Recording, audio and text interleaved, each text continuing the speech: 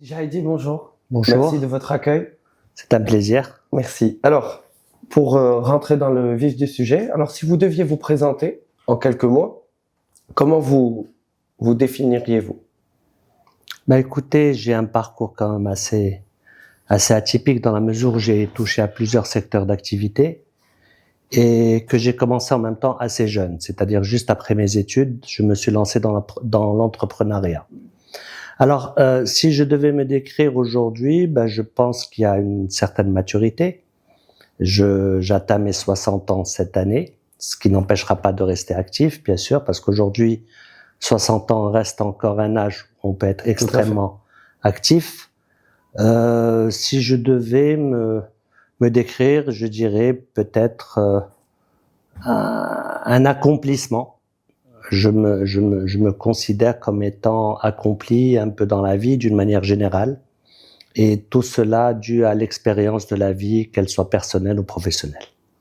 D'accord. Alors, vous parlez d'accomplissement. Alors, comment pourriez-vous définir le succès? Écoutez, le succès, d'abord, je trouve que c'est un terme un peu trop. Je trouve qu'il faut quand même faire preuve d'humilité. Quand on dit un succès, oui. Pour moi, le succès global, c'est un ensemble. C'est pas juste la vie professionnelle, c'est la vie personnelle, c'est la vie familiale. Donc, succès, on va dire oui, mais ça a été quand même au prix de beaucoup de sacrifices, de beaucoup d'efforts et surtout, d'une expérience acquise au fil des années. Donc, quand vous me dites succès, je dirais oui. Ensuite, tout est relatif, mais succès, c'est tout simplement aujourd'hui avoir une certaine, comment on dit en arabe, rahat al-bal, c'est-à-dire quelque part se sentir serein, se sentir, avoir d'abord une estime de soi personnelle et professionnelle qui s'améliore bien sûr avec le temps et les accomplissements. C'est ça pour moi le succès. Ce n'est pas chiffré, je dirais.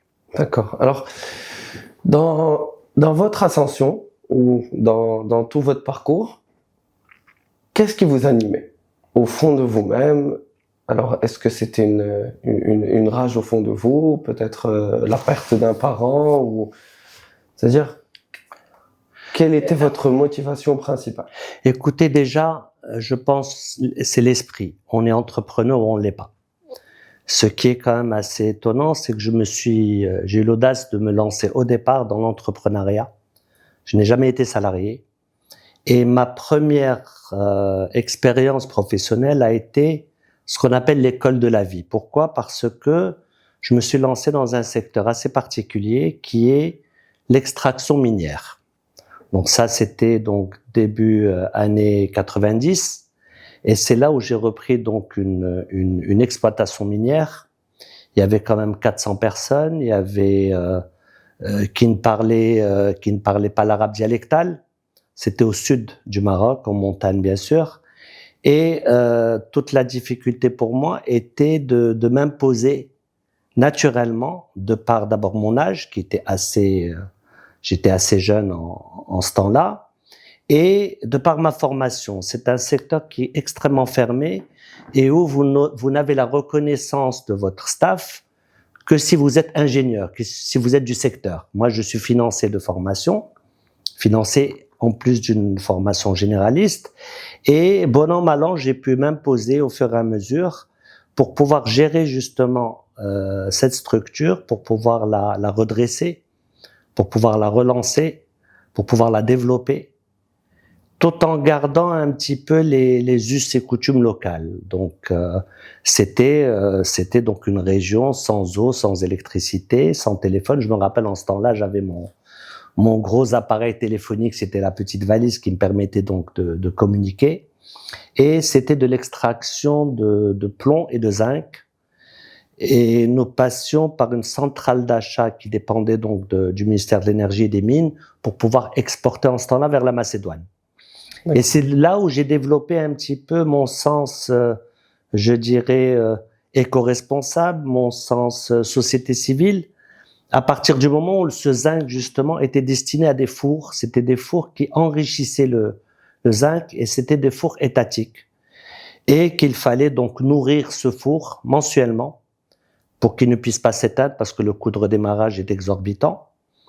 Et j'avais pris la décision justement de ne pas spéculer et de pouvoir livrer en continuité à partir du moment où il y avait un écosystème autour de petits artisans qui généralement collectaient les pertes de minerais qui tombaient un petit peu des camions sur les routes, c'est-à-dire la route entre la mine et le four, et qui arrivaient tous les mois avec 200, 300 kilos.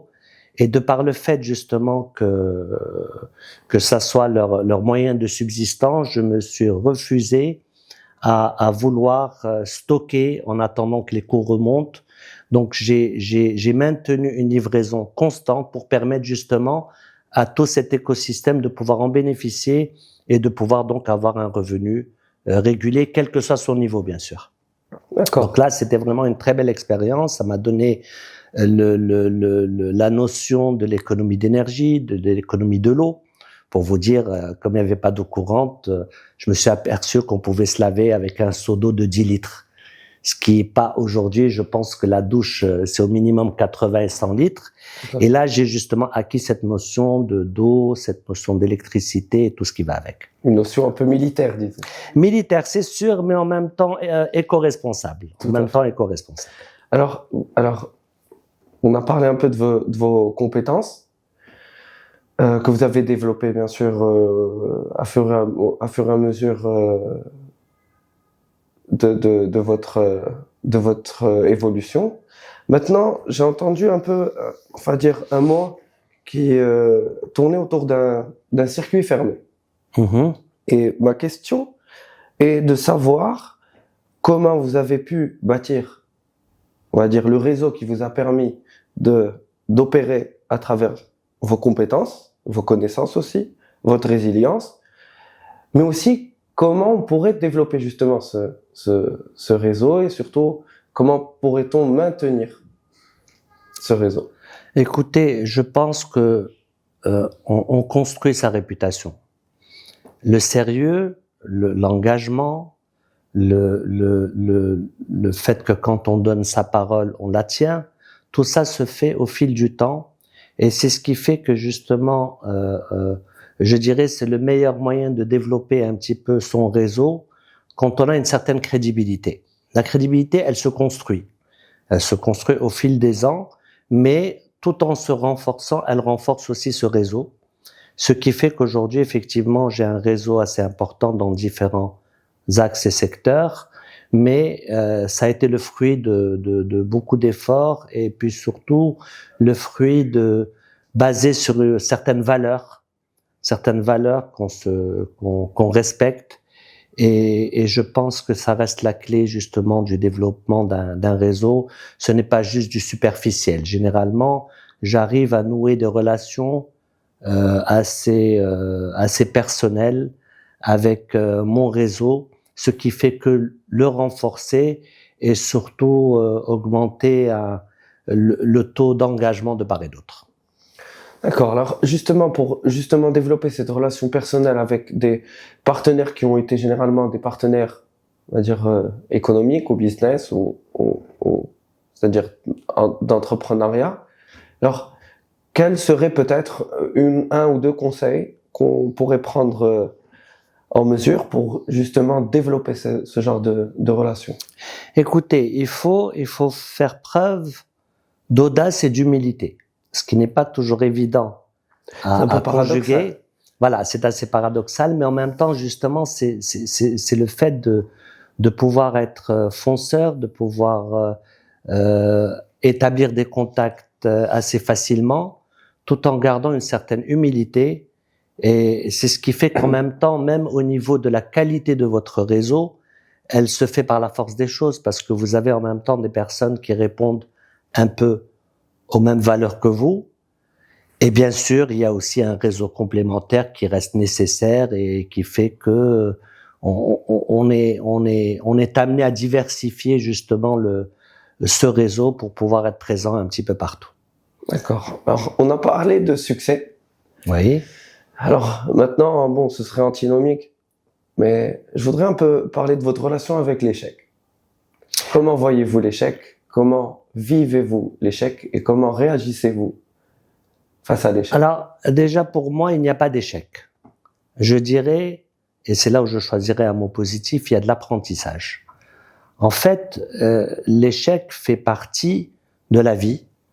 Ça doit pas être un handicap, bien au contraire, il faut le prendre du bon côté, justement, pour en tirer les meilleures leçons et de pouvoir rebondir assez rapidement. Donc, pour moi, l'échec reste un terme qui n'est pas spécialement négatif. Au contraire, c'est de l'apprentissage. Au contraire, ça permet de prendre du recul. Ça permet de se remettre en question. Et tout ça ne fait que vous faire avancer dans la vie. D'accord. Alors, vous avez parlé un peu de, quand je vous ai posé la question, comment vous pourriez vous définir vous-même? Alors, on a parlé un peu de votre parcours professionnel, diplomatique. Maintenant, je voudrais parler au père que vous êtes. En tant que père, alors, on va dire, quel message voudriez-vous transmettre à vos enfants à travers leur éducation, qui pourrait passer par vous-même? Comment gérez-vous le temps que vous passez, c'est-à-dire avec eux, bien sûr, en ayant tous ces fonctions que vous occupez? Comment voyez-vous cette vie, on va dire, de pater familial? Écoutez, déjà le message, je pense qu'il est transmis dès leur naissance. Ça, c'est quand même important parce que un message doit rester constant, il doit rester logique et surtout évolutif. Le message aujourd'hui, bon, j'ai quand même des enfants adultes, j'ai une fille de 27 ans et un fils de 29 ans. Je vous le cache pas, j'ai revu un petit peu toute la structure de l'ensemble de mes entreprises depuis maintenant 3 années, où je suis en train de tout restructurer, je suis en train de tout réorganiser, je suis en train de mettre en place des process qui vont permettre la pérennité de ce petit groupe. Nous sommes donc, c'est de par déjà la création d'une holding pour organiser un petit peu je dirais l'interaction entre les filiales. Nous sommes principalement dans l'industrie commerciale de l'aérien. Nous faisons partie du premier groupe mondial de services aux compagnies aériennes. Quand on dit, donc c'est le groupe APG. Quand je parle du groupe APG, c'est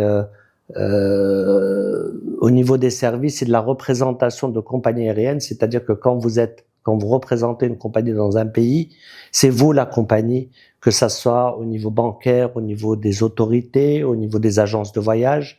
Donc vous êtes la compagnie, vous avez un mandat de représentation. Ça, c'est pour la partie passager. Nous avons aussi la partie cargo. La partie cargo, nous représentons quand même United Airlines, qui est la plus importante compagnie dans le monde en termes de flotte. Elle avoisine à peu près 1100 avions, ce qui n'est pas rien. Et donc là, nous la représentons au niveau de la partie commerciale cargo, c'est-à-dire que nous commercialisons toute la capacité dont elle dispose à partir du Maroc à l'export vers les États-Unis et vers tout le network de la compagnie aérienne. Nous avons aussi une filiale qui est dans l'immobilier, donc c'est du patrimonial, donc c'est une filiale qui détient un patrimoine immobilier et qui permet son optimisation. Nous avons une filiale aussi dans tout ce qui est l'hospitality, c'est-à-dire la gestion de cet immobilier. Nous avons une filiale dans la travel tech que nous sommes en train de lancer d'une manière assez rapide et assez bien organisée pour pouvoir offrir des services dernière génération. Je pense aussi à une fondation, mais ça serait, je dirais, dans un avenir relativement proche, le temps un petit peu d'asseoir un petit peu l'ensemble des activités. Donc, je dirais que ma transmission est déjà faite, ma succession est déjà faite. Là, ce que je fais, c'est que j'essaie juste d'organiser les choses pour que les choses se passent bien. Lors de mon retrait, bon, il y a un retrait, on peut être toujours là et en retrait, ou lors d'un retrait, je dirais naturel, je dirais après. Bon, c'est juste pour ne pas citer le mot, pour rester assez smart. Restons dans le retrait, c'est encore mieux. Voilà. Donc le message, c'est nous avons justement, ça fait 2 ans que nous sommes sur un dossier qui est assez important, à savoir les valeurs du groupe et la vision du groupe. La vision, c'est pas une vision 2030, c'est une vision 2050, c'est une vision, je dirais, intemporelle. Les valeurs, effectivement, ce sont mes valeurs, ce sont les valeurs que j'ai pu transmettre à mon staff, à mon management, à mes collaborateurs, à mes enfants, tout en restant bien sûr dans un partage, ne rien imposer.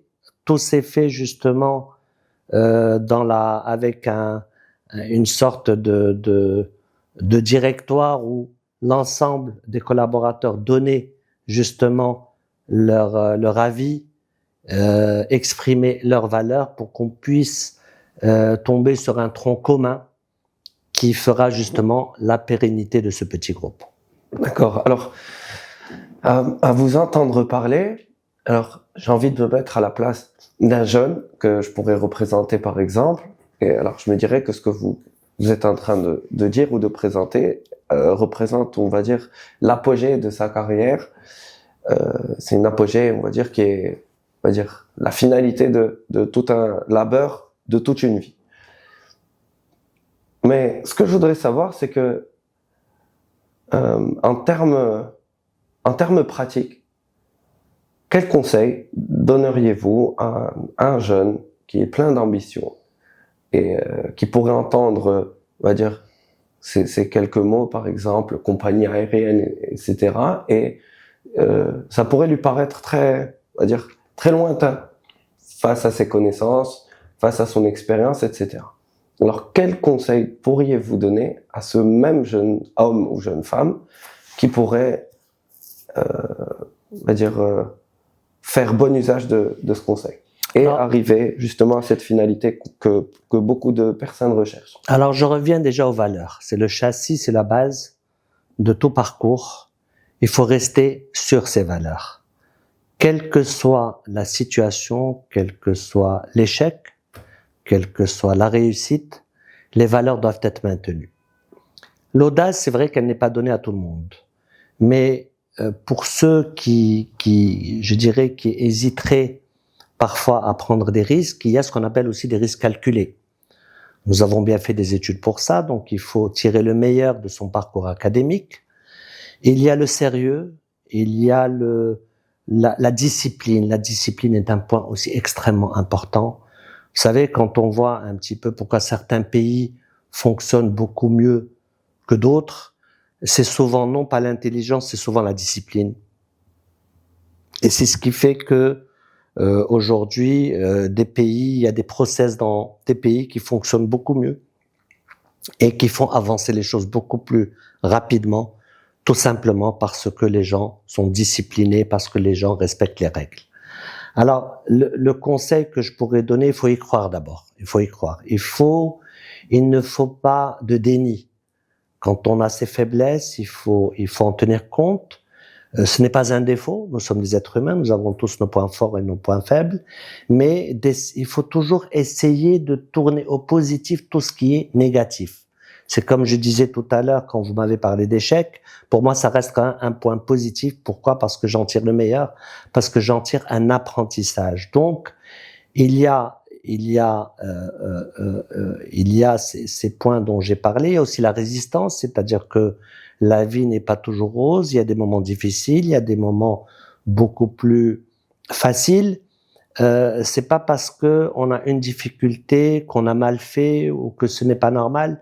Ça fait partie d'un parcours et ça ne fait que renforcer justement toute cette volonté de réussir. Maintenant, vous savez, la réussite, je pense que c'est une notion qui est propre à chacun. Pour moi, la réussite, c'est un équilibre d'un ensemble de choses. C'est pas purement financier.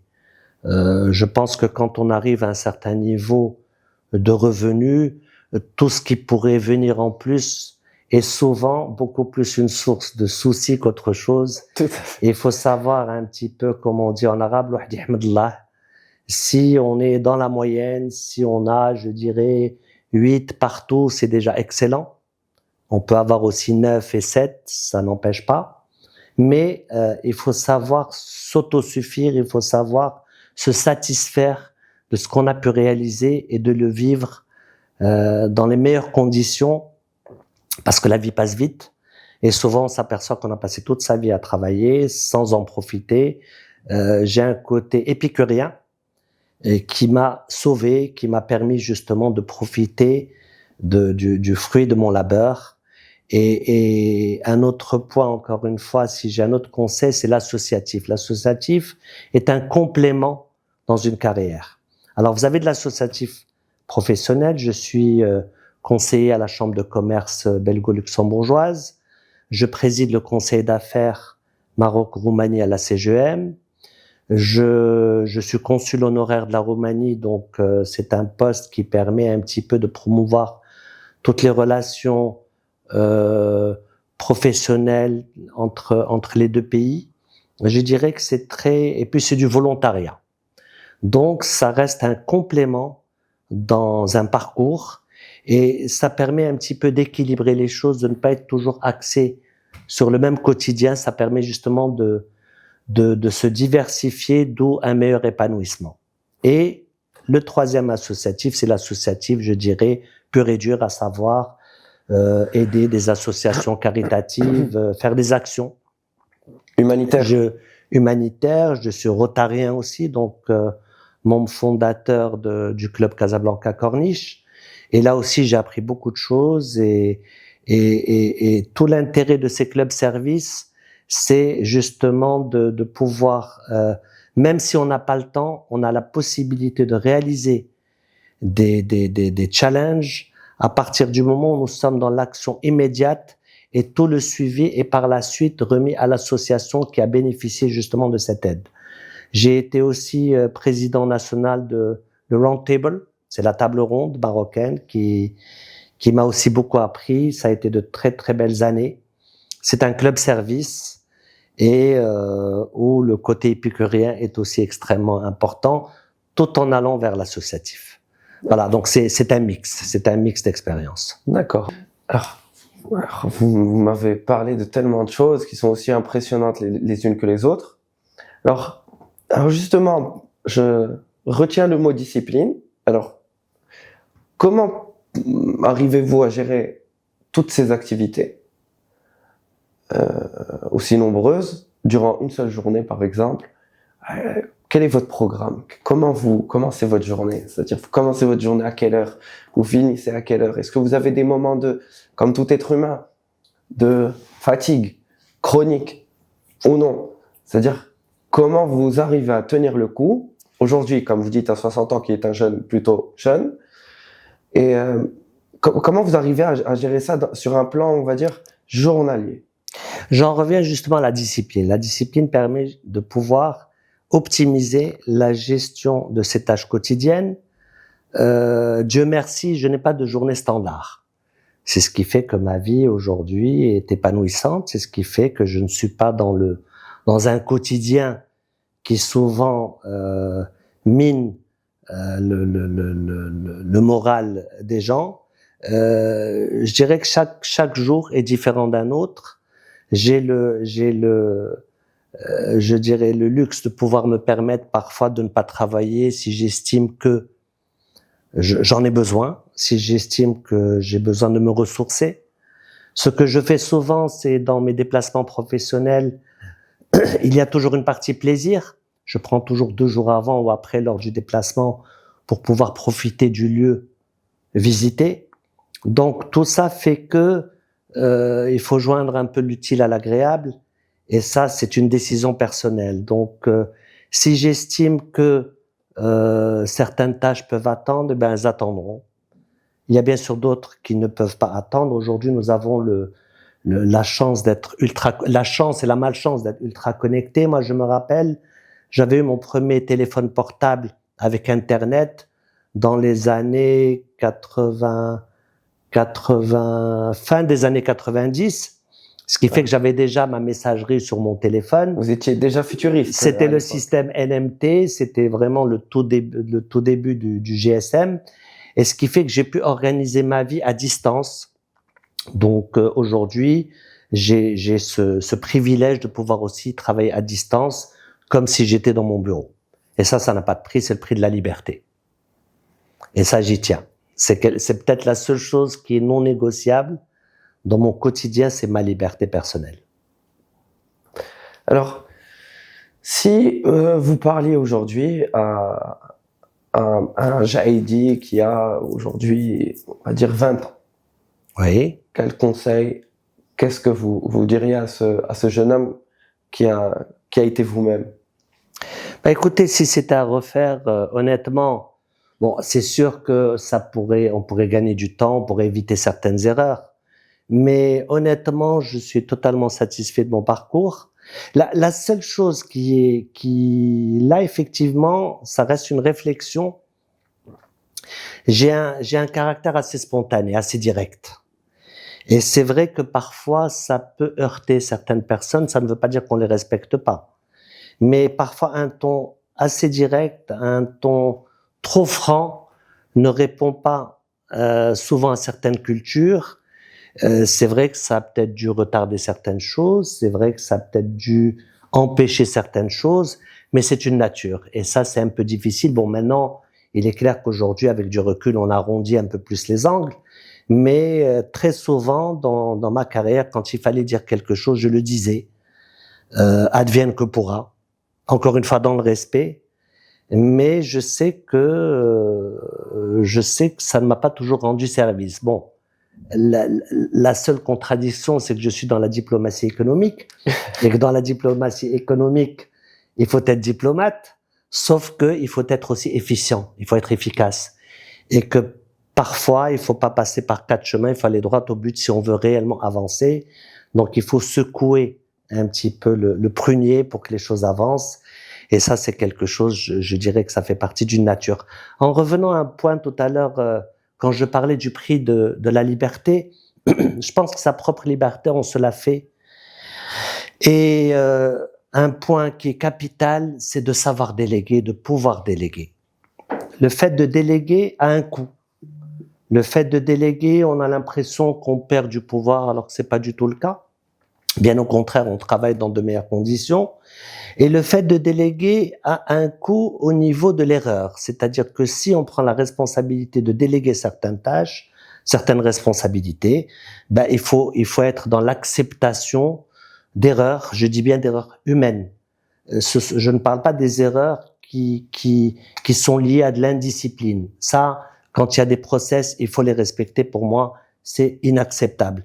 Mais tout ce qui est erreur humaine, parfois erreur de jugement, erreur due à un manque d'expérience ou autre, il faut être dans l'acceptation si on veut réellement préserver sa liberté au quotidien et de pouvoir aussi vivre pour soi-même et pour sa famille. Même si ça vous fait perdre des clients, ou peut-être de l'argent, dans le business, bien sûr. Écoutez, peu importe, je vous le cache pas. Bon, après, tout est relatif parce que quand on est bien structuré, quand il y a des process, il y a des garde-fous. Moi, je parle d'erreurs, parfois de choix, mais de choix qui souvent, il n'y a pas de choix définitif. On peut commettre une erreur de choix. Par exemple, quelqu'un à qui je délègue certaines tâches peut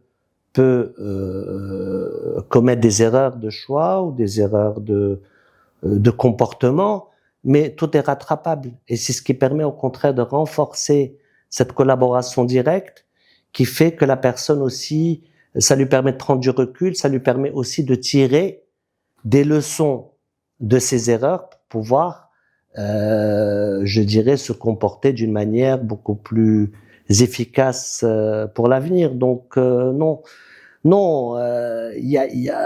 me parlez de perdre des clients. Bon, perdre de l'argent, je dirais pas ça. Je pourrais dire du manque à gagner. Oui, ce n'est pas une perte d'argent. C'est que tout simplement, on aurait pu peut-être gagner un peu plus que ce qu'on aurait pu faire. Mais si c'est le coût de l'apprentissage, eh ben je l'accepte et j'en suis totalement conscient. Vous êtes fidèle à vos paroles. En fait, vous mettez du positif dans tout. Et voilà, je pense que c'est une belle leçon. Vous savez, Une très belle leçon. Alors, qu'est-ce que vous pensez de cette phrase? Démocratie dans la réflexion, dictature dans le choix. Déjà, le terme dictature me dérange un petit peu parce que là, c'est un véritable terme négatif. Je dirais pas dictature, je dirais qu'il faut savoir imposer ses choix. Pourquoi? Parce qu'on a peut-être plus de recul, on a plus d'expérience. Il y a aussi parfois trop de démocratie tue la démocratie parce que les mindsets ne sont pas les mêmes. Parfois, face à une prise de décision collective, certaines personnes, pas parce qu'elles sont pas bonnes, tout simplement parce qu'elles n'ont pas le courage ou l'audace ou la prise de risque, ce qui fait qu'elles vont peut-être rester un peu en retrait et il faut savoir prendre le lead, justement pour imposer cette prise de risque et cette prise de risque reste calculée bien sûr, mais non, je suis pour le partage des avis, je suis pour le partage des expériences, mais parfois quand il faut prendre une décision, il faut la prendre, et c'est ce qui fait partie d'un leadership. Je pense que la parole finale revient aux dirigeants, mais bien sûr, elle doit être basée sur tous les échanges préliminaires qu'il y a eu avant avec son équipe. D'accord. Alors là, je vais essayer de vous prendre un peu de cours sur un fait qui est arrivé dans votre jeunesse, Oui. qui est notamment le décès de votre papa, Allah yarhamou, à un jeune âge. Alors, comment vous avez réagi face à cette catastrophe et qu'est-ce qui a changé dans votre vie? Enfin, je dirais que le décès n'est pas une catastrophe. Le décès reste un phénomène naturel et humain. Ce qui m'a le plus perturbé, ça a été qu'il a été atteint de la maladie de Parkinson quand même à l'âge de 50 ans. Et la Parkinson reste quand même une maladie extrêmement handicapante à partir du moment où elle touche, où elle est neurologique.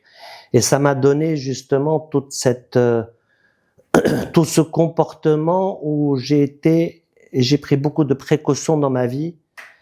Ça m'a permis de m'organiser pour sécuriser les process et ça m'a permis toujours de prendre de l'avance sur les choses à venir et de verrouiller leur pérennité. Pourquoi? Parce que quand on est atteint de la maladie de Parkinson, on perd ses facultés cognitives, ses facultés neurologiques et je dirais que tout s'écroule. Heureusement que j'ai commencé donc ma vie professionnelle assez tôt, dû justement à cette maladie, ce qui m'a permis un petit peu de restructurer le patrimoine familial et ensuite de le remettre. Ma vie aujourd'hui professionnelle est totalement indépendante des affaires familiales. J'ai restructuré les choses pour leur pérennité et je me suis lancé moi-même à mon propre compte dès le début des années 90. Vous aviez quel âge?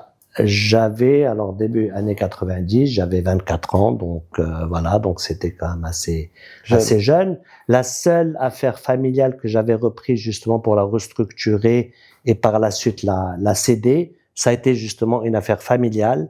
Donc là, pour moi, c'était une réorganisation du patrimoine, une réorganisation de permettre une rente confortable et régulière à mes parents du fait de la maladie de mon père, et par la suite je me suis lancé à mon propre compte depuis 1994, avec quelques années. D'accord. La date de on va dire l'année de ma naissance. Vous voyez. En tout cas. Comme quoi. Tabarakallah, oui. Alors, quelle trace voudriez-vous laisser dans ce monde? Qu'est-ce que vous voudriez qu'on dise de vous d'ici, on va dire, 150 ans? Écoutez, les traces, elles sont là. Tout ce qu'on accomplit dans sa vie laisse quelque part une trace. La trace, c'est un petit groupe structuré d'entreprises et avec une pérennité. Ce que je souhaiterais qu'on dise de moi, c'est tout simplement la vérité, la spontanéité, le bien et le mal. Donc tout ça c'est pas pour moi un jugement, c'est un avis. Voilà, donc que ça soit juste objectif. Voilà, c'est ça le plus important. C'est qu'un avis objectif pour moi a beaucoup plus de valeur qu'un avis subjectif, parce que généralement, quand c'est subjectif, c'est faussé. Et je pense qu'avec du recul, certains avis changent avec le temps, parce qu'on s'aperçoit effectivement que ce que disait telle personne s'est vérifié par la suite. Donc ça, ce sont des éléments qui sont assez décisifs. En revenant à un point, quand je parlais toujours de rendre le négatif positif, j'ai fait un très grave accident.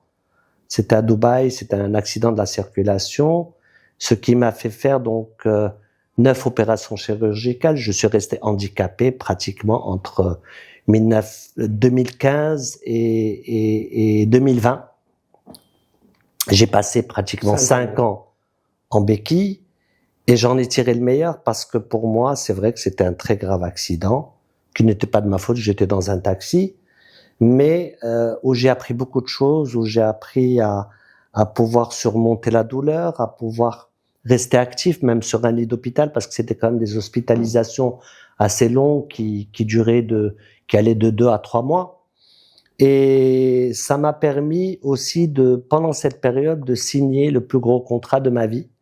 Comme quoi? Et comme quoi, effectivement, quand on veut, on peut. Comme quoi, quand la tête fonctionne, il n'y a aucune raison pour que les choses ne se passent pas. Il n'y a aucune raison pour qu'on ne maintienne pas justement une activité, pas pour gagner de l'argent, une activité vu que c'était un handicap physique, c'était une double fracture du fémur, avec donc le fémur reste quand même un organe assez important parce que c'est lié au cœur. Et le fait d'avoir maintenu cette activité, cette niaque, cette volonté de réussir m'a permis justement de pouvoir préserver mon mental. Parce que ce n'était pas une fracture. Une fracture reste une fracture quand elle est résolue dans les 2-3 mois. Quand ça dure 5 ans, ça devient une maladie. Et face à cette maladie, vous avez donc toute la partie, je dirais, physique, mais le mental est extrêmement important, et beaucoup de gens, malheureusement, flanchent face à cette longue maladie. Moi, je me suis battu. J'ai pu puiser mes ressources, j'ai pu développer ma capacité de résilience, et c'est ce qui m'a permis justement de pouvoir rebondir sur de nouvelles bases et de continuer l'ascension de tout ce que j'ai pu entreprendre dans ma vie, et de me rapprocher aussi beaucoup de mes enfants, parce qu'ils étaient là auprès de moi, et ça, c'est important. D'accord. Alors, en parlant de vos enfants, justement, que pensez-vous de la génération d'aujourd'hui, indépendamment de celle de vos enfants? Écoutez, la génération d'aujourd'hui, ce qui me dérange un petit peu, c'est ce côté fast-food au niveau de l'information, c'est-à-dire qu'il n'y a plus cet apprentissage. On le voit même au niveau de certains chefs d'État qui sont extrêmement jeunes, qui commettent parfois des erreurs diplomatiques, tout simplement parce qu'ils n'ont pas de recul, tout simplement parce qu'ils n'ont pas appris l'histoire telle qu'elle est, pour donner une certaine logique à ce qui se passe aujourd'hui. La jeunesse aujourd'hui va aller puiser une information sur Google ou sur ChatGPT, l'utiliser et la jeter. Alors qu'on a besoin justement de tout ce recul, de tout ce savoir qui vous sert dans toutes vos prises de décision, qui vous sert au quotidien. Si vous n'avez pas l'historique d'une chose, vous ne pouvez pas agir comme il se doit. Donc, voilà, on est dans du cash and carry ou du fast food, c'est-à-dire on prend l'information, on l'utilise et on la jette. Ça ne veut pas dire pour autant qu'on la retient. Alors que tout l'intérêt est de la retenir. Donc, il y a une sorte, entre parenthèses, d'analphabétisme, c'est un terme qui peut choquer, mais on a besoin quand même aujourd'hui de savoir, sans pour autant pousser très loin les choses, mais une culture générale est extrêmement importante dans la vie d'un individu. Comment développer cette culture générale dans un monde qui est aujourd'hui, on va dire, maîtrisé par l'intelligence artificielle, les informations? Il y a des gens qui utilisent beaucoup plus ChatGPT que Google, ou qui lisent des livres, etc. Comment pourrions-nous faire face à ce genre de d'analphabétisme, comme vous dites, et je suis très d'accord avec vous. Comment on peut faire face à ça? Écoutez, il y a d'abord le bon sens. Pour moi, dans ce cas de figure, le bon sens reste extrêmement important parce que face à certaines situations, le bon sens peut beaucoup aider. Il y a l'utilisation de cette intelligence artificielle intelligemment. À savoir, pour moi, je l'utilise aujourd'hui, mais c'est beaucoup plus de l'assistanat qu'autre chose. L'intelligence artificielle me fait gagner du temps, ne fait pas le travail à ma place. L'intelligence artificielle, tout dépend bien sûr de comment elle est briefée au départ pour pouvoir obtenir ce que l'on veut. Donc tout ça est un travail intellectuel.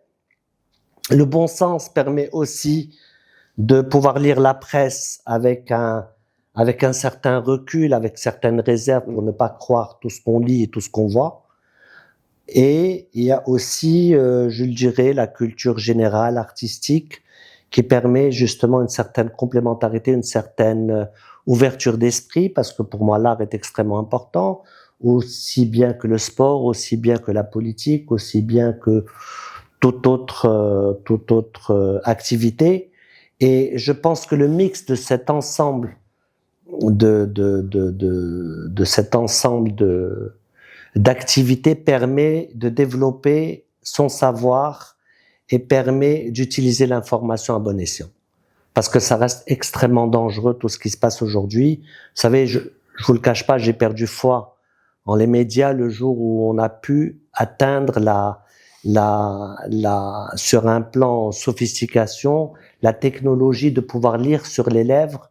Donc on lit sur les lèvres, au niveau de l'image, c'est la bonne voix, mais c'est pas la bonne personne. Et là, c'est extrêmement dangereux, quel que soit le recul qu'on peut avoir. Ça reste quelque chose, ça reste un grand défi aujourd'hui.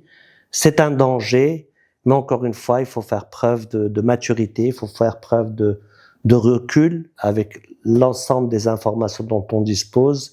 Et encore une fois, je reviens au bon sens. C'est important. D'accord. Alors, je vais essayer de conclure sur une question, on va dire, qui va être un peu politique. Pas tellement. Vu qu'on voit ici deux drapeaux de deux nations amies, différentes, pourquoi, à votre avis, les jeunes, aujourd'hui, ne s'intéressent plus à la politique ou à la vie politique? Écoutez, ça c'est une chose, effectivement, c'est un sujet d'actualité. Je peux le comprendre, mais je le comprends pas en même temps. Pour la simple et bonne raison, c'est vrai qu'il y a eu pas mal de couacs, il y a beaucoup d'hommes politiques qui ont commis certaines choses, qui ont fait des promesses et qui ne les ont pas tenues. Mais c'est un peu trop facile. Moi, j'ai eu la chance que mes enfants reviennent au Maroc, malgré leur double nationalité, donc ils sont européens aussi, donc ils n'avaient aucune difficulté à pouvoir travailler à l'étranger. Mais ça se transmet. Plains-toi tu peux te plaindre de ton pays, mais viens faire quelque chose. Tout à fait. Viens contribuer. Je trouve quand même assez regrettable que nous perdions beaucoup de ressources parce que, quelle que soit la qualité de l'enseignement, mais un étudiant qui a étudié au Maroc est un coût pour l'État. Et beaucoup de pays récupèrent ces gens-là avec quand même un coût aux frais de l'État sans qu'il ait pu avoir un retour sur investissement. C'est un peu déplorable. Mais je dirais aujourd'hui, le vote devrait devenir obligatoire au Maroc. Quel que soit son avis, une abstention est un vote. Un vote blanc est un vote. Mais il faut voter, pourquoi? Parce que, d'ailleurs, dans certains pays, c'est obligatoire. Je prends l'exemple de la Belgique. Eh bien, le vote devrait être obligatoire pour qu'il n'y ait pas cette démission parce que c'est trop facile de se plaindre, c'est trop facile de critiquer. Mais je pense que ces gens-là devraient prendre conscience, ne serait-ce qu'au niveau, vous savez, la politique, il n'y a pas que la politique pure et dure, il y a aussi la société civile. Cette jeunesse pourrait participer d'une manière beaucoup plus efficace au niveau de la société civile, au niveau de certaines actions qui peuvent faire avancer le pays. Moi, je vous le cache pas, je suis extrêmement fier de mon pays. J'ai un patriotisme assez développé et j'y crois. C'est vrai qu'il y a des difficultés, c'est vrai qu'on n'a pas beaucoup les moyens, mais quand je vois proportionnellement à nos moyens, nous avançons d'une manière extrêmement rapide, extrêmement dirigée, qui permet justement de pouvoir surmonter les difficultés, de pouvoir offrir un meilleur quotidien à l'ensemble des concitoyens. Donc, un jeune pour moi qui est démissionnaire, je trouve que c'est un peu lâche. C'est un peu lâche. Je prendrais ça plutôt comme de la lâcheté plutôt qu'autre chose. On n'y croit pas, il faut se dire pourquoi on n'y croit pas, et on peut pas dire que tous les hommes politiques au Maroc ne sont pas bons. Il y a des hommes, d'excellents hommes politiques, il y a des hommes politiques moyens, il y a de mauvais hommes politiques. Et ben, dans ces cas-là, il faut prendre la peine de chercher, il faut prendre la peine de poser des questions, il faut prendre la peine de questionner, et dans ces cas-là, de soutenir effectivement les hommes politiques qui font vraiment quelque chose pour notre pays. J'ajouterais aussi, mais aussi d'apprendre.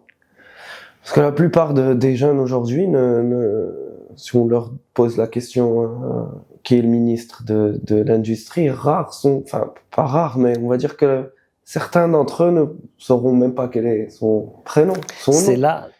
Donc ça rejoint un peu le point que vous aviez mentionné, qui est d'apprendre tout le temps et de développer sa culture générale et justement de s'intéresser pour qu'on ait justement, on va dire, le droit, bien sûr, de discuter les choses, même c'est sûr, parce que de s'en plaindre. D'autant plus bon, comme c'est une, je dirais, c'est une jeunesse partisane un petit peu du moindre effort et qui va un petit peu vers la facilité, ben autant utiliser les médias pour apprendre. Moi, je vois par exemple, il y a une chaîne YouTube que je vois régulièrement qui est Projet du Maroc.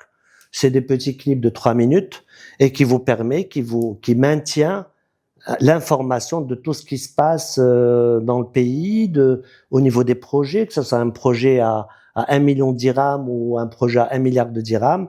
C'est une information utile. Donc, cette jeunesse pourrait utiliser un peu cette facilité d'accès aux médias pour aller vers les bonnes médias, d'accord? Les bons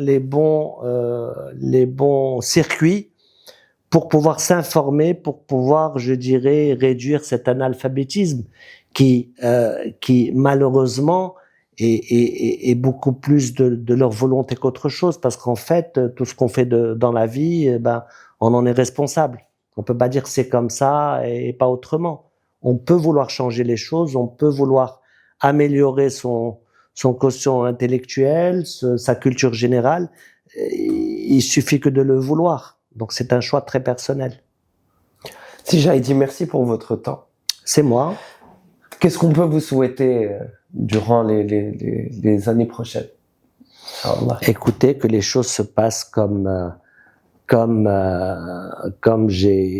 selon la volonté des choses, selon les choses que j'ai mises en place, qu'elles continuent justement à se développer, qu'on garde la santé, que ses enfants soient en sécurité, sa famille, ses amis, et surtout que le pays continue à avancer, que le pays continue à avancer, parce qu'on est sur une très bonne lancée.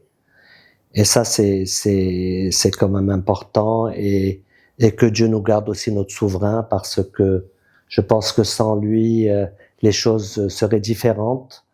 Je ne suis pas en train de faire de la politique, c'est un sentiment profond.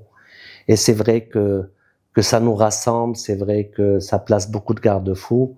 Et cette chance, c'est pas tous les pays les pays n'en bénéficient pas, et nous, le Maroc, une vieille nation, une civilisation, on a eu cette chance justement de toujours pouvoir rester unis, et c'est ce qui permet d'avancer d'une manière beaucoup plus efficiente. Merci, Sejaïd. C'est moi, et merci pour l'entretien. Merci. Merci.